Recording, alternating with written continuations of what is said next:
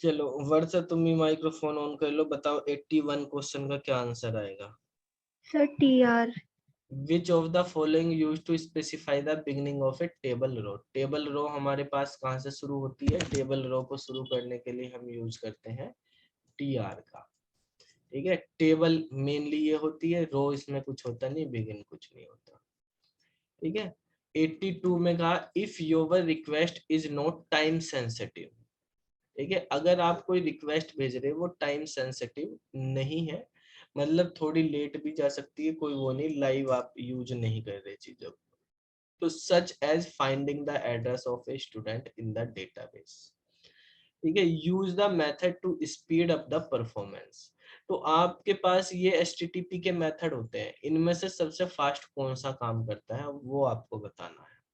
ठीक है, आपको स्पीड अप काम करना, स्पीड करनी है, तो और चीजों को फाइंड करना, तो डिलीट और अपडेट तो फाइंड नहीं करता, चीजों को हमें क्या करना, फाइंड करना।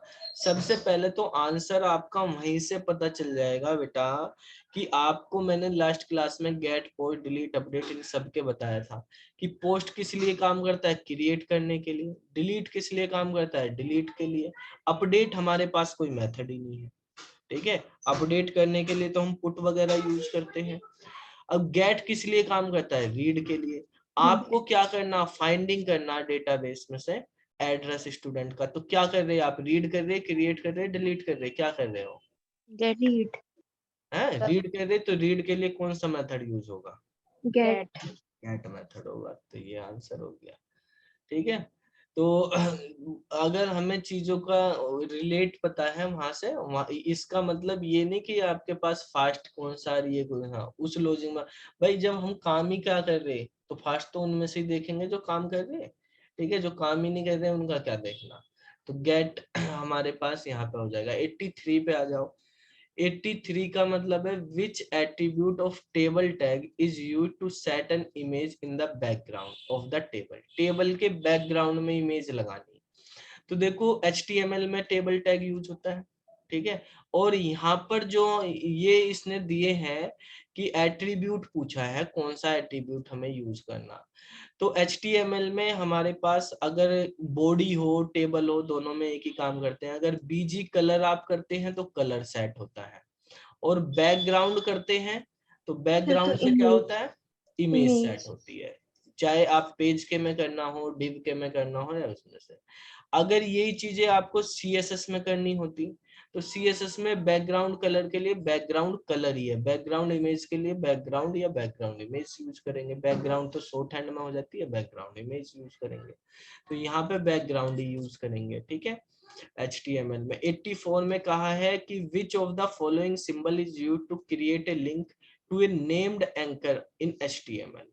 ठीक है, यानी आपको किसी सेक्शन को लिंक करना है जिस सेक्शन का हमने नाम दिया है या आईडी दी हुई है। ठीक है, ये नेम का मतलब जो है बेसिकली वही है, पहले HTML4 तक नेम यूज होते थे, अब आईडी हम यूज करते हैं। ठीक है, तो कौन सा सिंबल यूज करते हैं, लास्ट क्लास में पढ़ाया था, लास्ट वीडियो में, हैश। तो हैश हैश। सिंबल का यूज करेंगे हम। इसके बाद 85 में आ जाते हैं। 85 वाले में कहा है बेटा, the attribute which define the relationship between current document and HREF URL। Current document से, करंट मतलब हमारे पास जो सोर्स है, ठीक है, वहां से कर रहे हैं करंट डॉक्यूमेंट, और URL से, जो भी हमें जहां पे जाना, करंट से URL में कर रहे हैं, तो REL यूज करेंगे या REV यूज करेंगे, ये पढ़ाए थे आपको। REL। REL।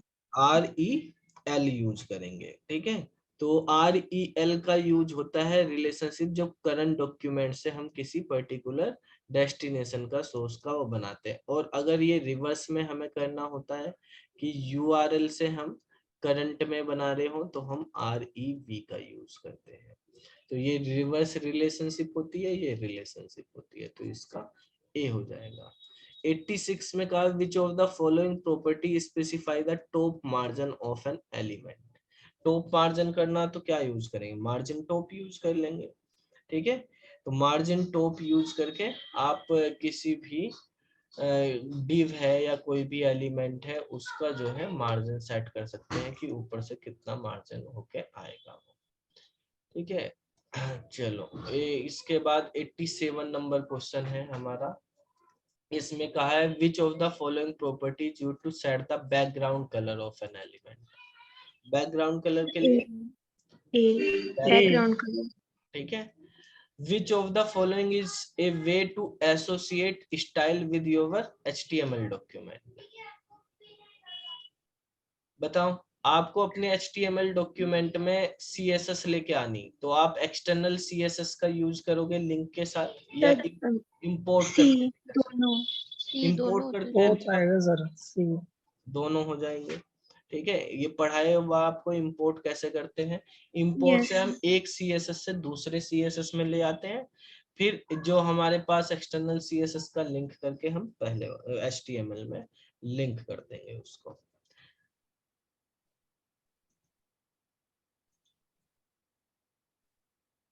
चलो बेटा 89 नंबर क्वेश्चन।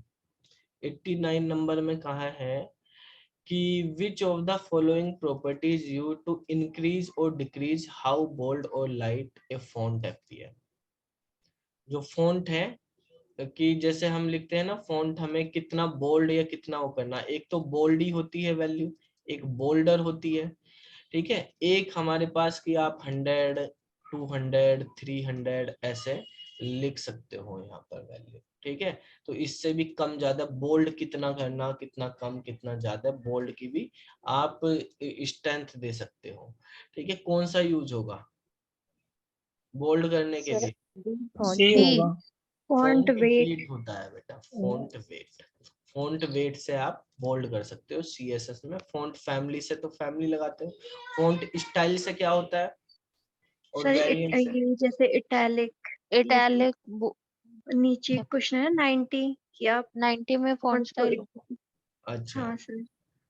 और फॉन्ट वेरिएंट से क्या होता है?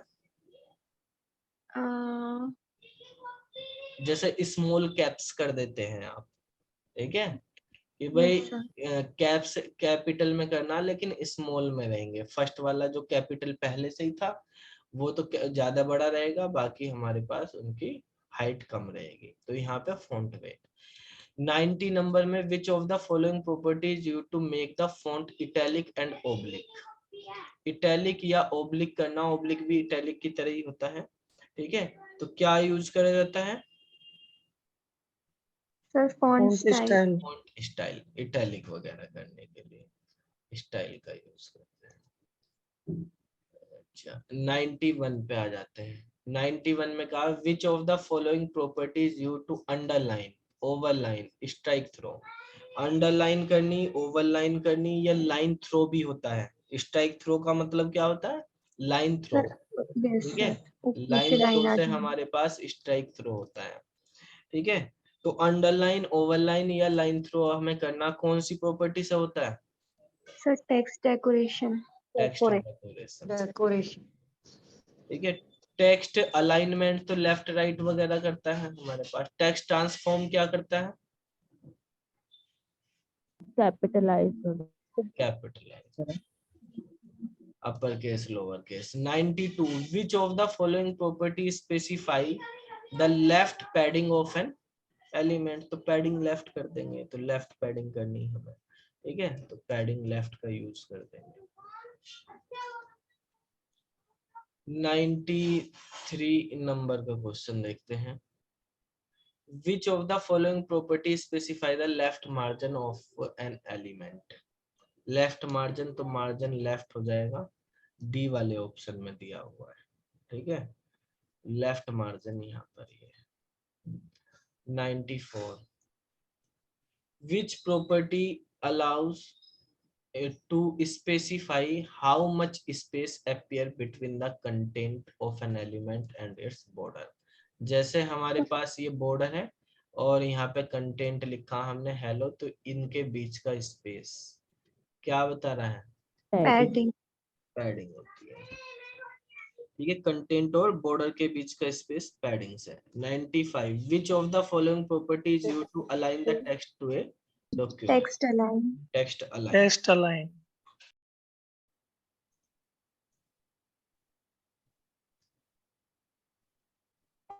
Which of the following properties specify whether a border should be solid, dashes line, double line और अदर जो भी पॉसिबल है। यानी बॉर्डर का हमें बताना कि वो सिंगल लाइन में सॉलिड आए, डैशेज आए, डबल आए।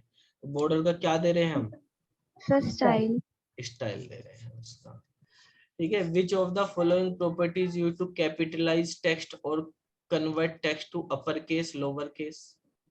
तो ये टेक्स्ट ट्रांसफॉर्म। तो क्या होगा इसमें? Text transform. करना, capitalize, capital upper case lower case करना या कैपिटलाइज। इसकी प्रॉपर्टी होती है कैपिटलाइज का मतलब हर वर्ड का पहला capital, lower case upper case में सारे ही हो जाते हैं। 98 नंबर है, which of the following property specify the top padding of an element? तो पैडिंग टॉप यूज करेंगे पैडिंग टॉप करने के लिए। ठीक है। Where in an HTML document is the correct place to refer the external style sheet? External style sheet आपको लगानी है अपने डॉक्यूमेंट में, तो बेटर कहाँ है, किस जगह लगाओ?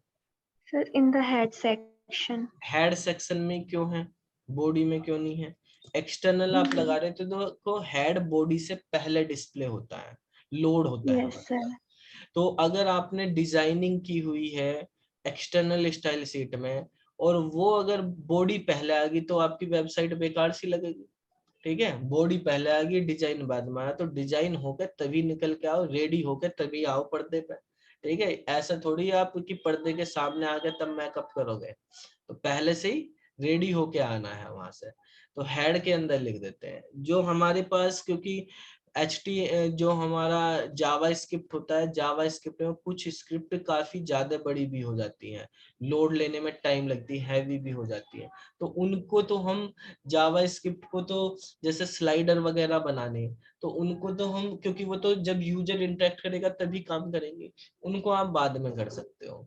ठीक है, स्लाइडर वगैरह के लिए। लेकिन जो CSS है उसको हेड में ही रखना बेटर रहता है। तो which of the following properties used to control the repetition of an image in the background? Background में इमेज करवाया हुआ आपको बार बार रिपीट होती है। ठीक है। तो बैकग्राउंड में X रिपीट, Y रिपीट आप कर सकते हैं। Yes sir. तो बैकग्राउंड रिपीट बैकग्राउंड हम रिपीट। कर सकते हैं, तो C वाला इसका आंसर हो जाएगा। Which of the following property is an anchor element, signifies an element or which the user is currently clicking? तो ये कह रहा है कि जब आप एंकर एलिमेंट पे क्लिक कर रहे हो तो क्लिक करते वक्त तो कौन सा उसमें हमारे पास इवेंट परफॉर्म हो रहा है जब आप क्लिक कर रहे हो? तो लिंक का, विजिटेड का, ओवर का। ओवर तो बेटा क्लिक करते वक्त थोड़ी होगा, ओवर का मतलब तो माउस ऊपर ले गए, लिंक का हाँ जी, मतलब जो हाँ जी। ऑलरेडी लिंक बन गया, विजिटेड का मतलब क्लिक होने के बाद, ओवर का मतलब होता है कि माउस ले गए, क्लिक कर रहे हैं हम, क्लिकिंग की बात हो रही है, तो एक्टिव लिंक है। तो लिंक आपको बताए थे, active link, visited link, normal link और ओवर पे आप बना सकते हो। 102 नंबर में कहा which of the following properties use to control the scrolling of image in the background? कि बैकग्राउंड ऊपर आ जाए, इमेज पीछे रह जाए, तो आप बैकग्राउंड को स्क्रॉल कर सकते हो। तो क्या करनी पड़ती है आपको? बैकग्राउंड की कौन सी प्रॉपर्टी यूज करेंगे? पोजीशन। पोजीशन से तो इमेज को कहाँ सेट करना वो होता है कि इमेज को लेफ्ट में, राइट में, टॉप, बॉटम कहाँ है? अटैचमेंट करेंगे ना बेटा, बैकग्राउंड अटैचमेंट फिक्स कर दो, तो बैकग्राउंड फिक्स होगी, पेज ऊपर से स्क्रॉल होने लगेगा। ठीक है। तो इमेज जो है हमारे पास वो फिक्स हो जाएगी और आपका पेज वो स्क्रॉल होने लगेगा। ये रिपीटेशन के लिए, ये पोजीशन लेफ्ट राइट करने के लिए, बैकग्राउंड शॉर्ट हेड प्रॉपर्टी है। 103 में which of the following property change the width of bottom border? तो बॉटम बॉर्डर की विड्थ आपको चेंज करनी, तो बॉर्डर बॉटम विड्थ ये यूज कर लेंगे ए नंबर का। ठीक है। अब 104 नंबर पे आते हैं। 104 में कहा है which of the following is a valid value of frame border attribute of the frame set? Frame का बॉर्डर हमें लगाना या नहीं लगाना, यही तो होता है। तो अगर frame border equal to yes कर दोगे तो बॉर्डर आता है बाय डिफॉल्ट, तो हमारे पास बॉर्डर आ ही जाता है उसमें। ठीक है, अब वो नहीं आता तो वहां पे अगर आपको यस करना तो बॉर्डर भी आ जाएगा, हटाना तो नो कर दो। तो यस और नो दो हमारे पास ये प्रॉपर्टी होती है। 105 में कहा tag use to specify the style in HTML। कौन कौन से टैग यूज होते हैं स्टाइल करने के लिए? बी टैग तो यूज होता है बोल्ड करने के लिए, आई इटैलिक के लिए, यू अंडरलाइन के लिए, एल टैग नहीं होता। ठीक है, एल कोई टैग नहीं होता। तो 1 2 3 वाला ये वाला डी ऑप्शन आपका सही हो जाएगा।